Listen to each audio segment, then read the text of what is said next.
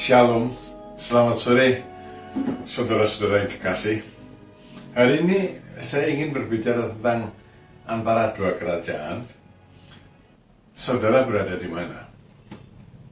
Saudara, Tuhan Yesus berkata dalam Matius 6 ayat 33, carilah dahulu kerajaan Allah. Jadi pasti kita tidak berada di kerajaan Allah. Sehingga Tuhan bilang, carilah dahulu kerajaan Allah. Kerajaan apa demi kerajaan Allah? Kerajaan dunia. Nah, kita dilahirkan dalam kerajaan dunia, hidup di dunia, melihat keadaan orang-orang di dunia, dan saudara, semua orang punya keinginan yang sama, namun gagal mendapatkannya. Ya, kalau mau lihat kegagalan, lihatnya orang-orang di dunia ini. Semua gagal. Mereka ingin dapat uang, harta, tapi kehilangan keluarga. Itu di mana-mana kita jumpai sekarang ini. Makin mewah, makin kehilangan keluarga. Hidup dalam perselingkuhan, hidup dalam kenajisan, kehilangan keluarga. Atau tidak mendapat dua-duanya, tidak mendapat harta dan tidak mendapat keluarga. Itu di dunia. Kenapa begitu? Karena saudara, di dunia orang berjuang dengan hukum-hukum dunia, dengan cara-cara dunia, dengan hikmat dunia. Apa itu? Dalam Yakobus pasal yang ketiga dikatakan segala sesuatunya diperjuangkan berdasarkan dua, iri hati dan kepentingan diri sendiri.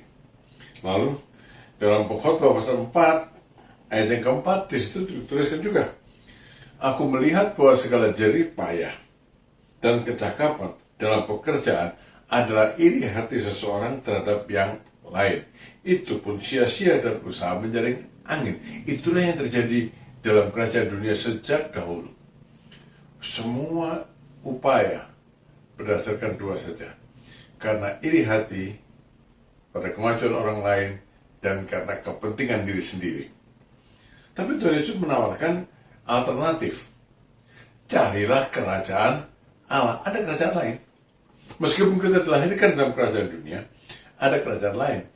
Kerajaan Allah kita bisa cari. Kita bisa pindah. Ya, di dunia ini orang pindah dari satu negara ke negara yang lain, berimigrasi. Biasanya dari negara yang miskin, negara yang gagal, berimigrasi ke negara yang kaya, ke negara yang berhasil. Dan di negara yang kaya, negara yang berhasil, negara yang maju, mereka ikut maju.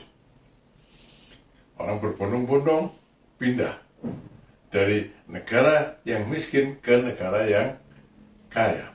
Saudara, Tuhan Yesus bilang gini, carilah dahulu kerajaan Allah. Sebab di dalam kerajaan Allah, orang tidak gagal.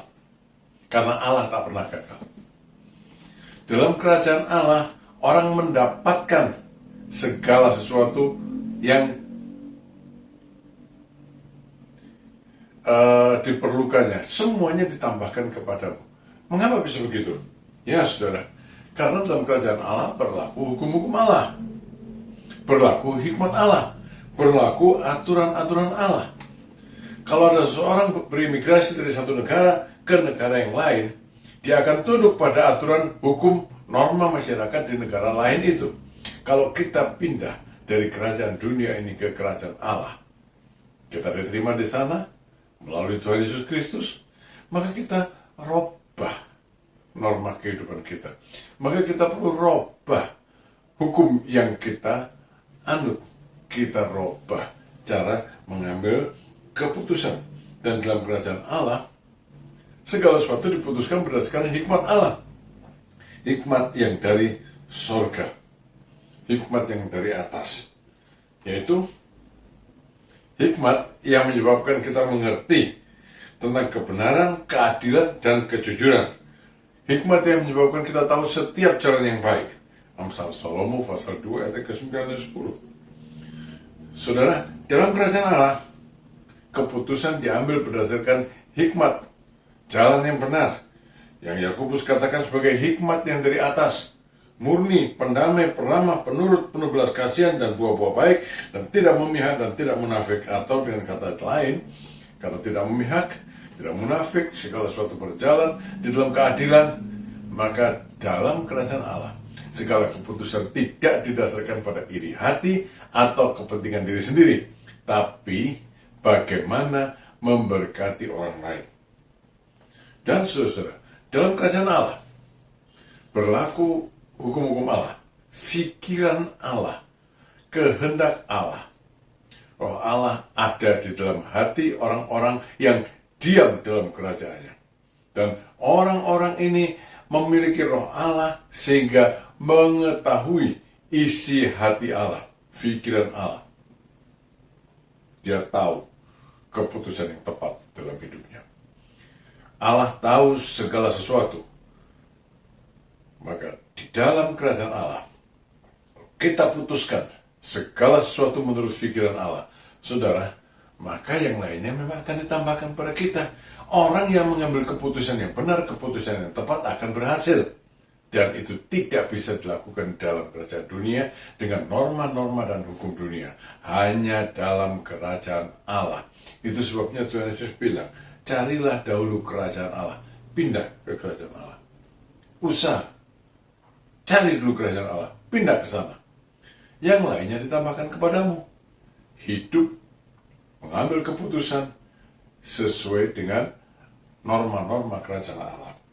Karena itu, dalam kerajaan Allah tidak ada kekhawatiran. Sebab itu janganlah kamu khawatir akan hari esok.